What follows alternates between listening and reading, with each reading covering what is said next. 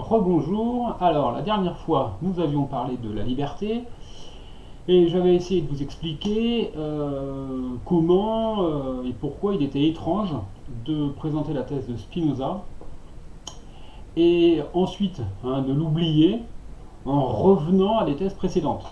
Autrement, on commence par dire la liberté existe, c'est fantastique, etc. On montre qu'il y a des problèmes.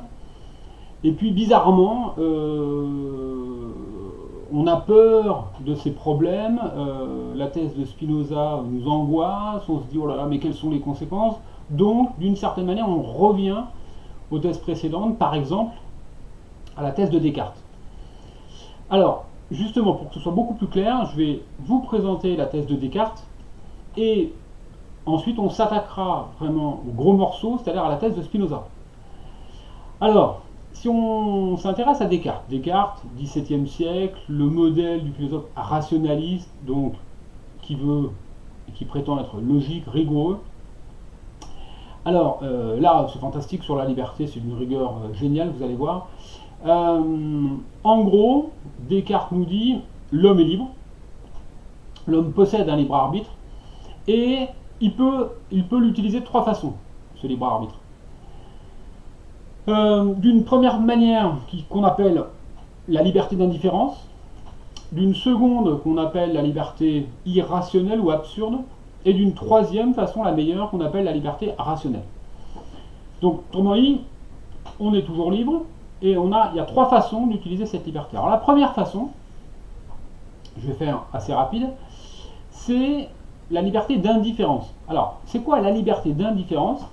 C'est la liberté qu'on utilise ou qu'on utiliserait dans une situation d'indifférence.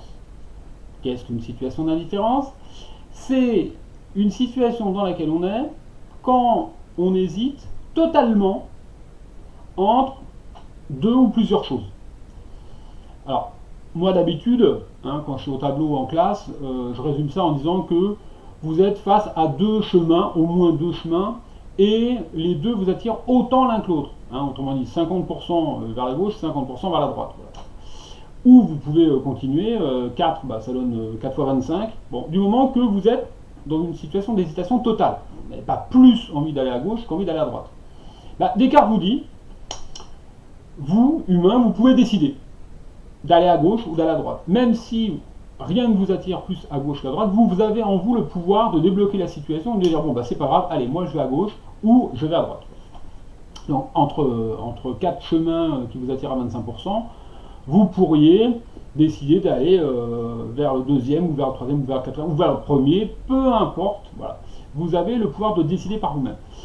Descartes dit, nous sommes les seuls animaux à avoir ce pouvoir-là. Un âne, par exemple, qui serait bloqué entre la faim et la nourriture, qui aurait autant faim que soif, n'aurait pas la possibilité de débloquer la situation.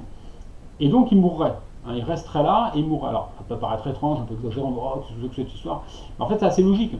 Si dans l'animal, ce sont les instincts qui font tout, comment se comporte l'âne de manière classique? Eh bien, s'il a un peu plus soif, il va déjà boire, et puis ensuite il va manger. Ou s'il a un peu moins faim, là, il pense plus à boire qu'à manger, etc., etc. Or, effectivement, dans cette situation bizarroïde, si les instincts de l'âne étaient complètement bloqués, eh bien on voit mal comment lui pourrait débloquer la situation. S'il ne possède pas ce pouvoir. Ce pouvoir, c'est le libre arbitre. Bon. Ça, c'est la première façon. Donc, autrement dit, vous êtes dans une situation où vous hésitez totalement, seul vous, humain, pouvez la débloquer. Deuxième situation, plus simple, la liberté irrationnelle. Vous êtes très attiré par quelque chose ou par quelqu'un, eh bien, pour montrer que vous êtes libre, vous pouvez décider d'aller voir ailleurs. Vous avez vraiment envie de discuter avec quelqu'un à côté de vous qui va être très sympathique, mais ce serait suivre vos envies. Eh bien, pour montrer que vous êtes libre, vous pouvez dire non, je m'en vais. Voilà. Vous avez très envie de chocolat, comme vous êtes humain et que vous avez le libre arbitre, vous pouvez choisir de ne pas en manger. Vous dites, j'ai très envie, mais non.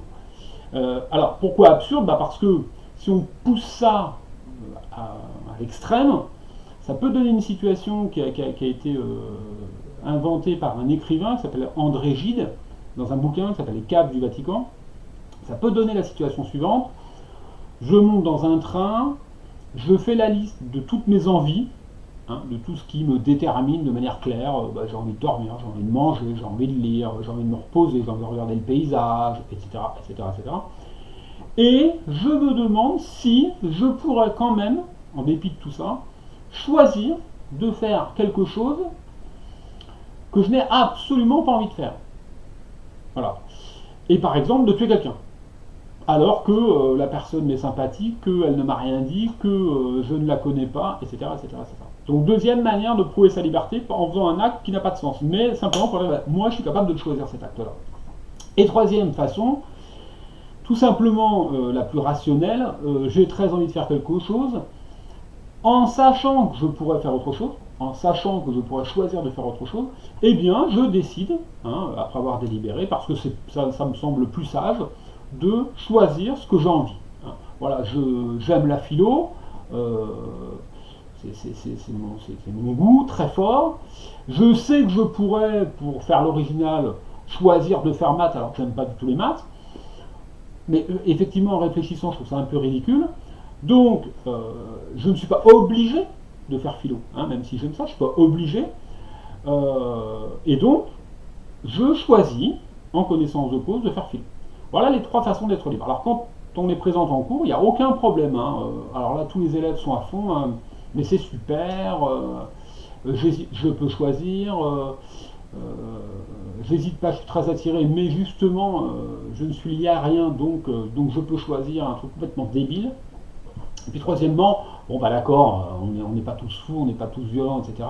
Donc, effectivement, quand on choisit quelque chose, même si on choisit quelque chose qui nous attire, c'est parce que c'est logique. Bon, eh bien, c'est juste après avoir expliqué ça en cours que je dis aux élèves, aucun des trois cas ne tient. En réalité, on peut, si on comprend la thèse de Spinoza, s'attaquer de nouveau à ces trois situations en montrant qu'à chaque fois, l'idée d'être libre dans ces situations est une illusion. Donc voilà ce que nous verrons la prochaine fois, et là, il faudra être bien attentif parce que se joue la prochaine fois le problème de l'existence de la liberté. Vous allez peut-être, enfin, j'espère comprendre pourquoi c'est une illusion.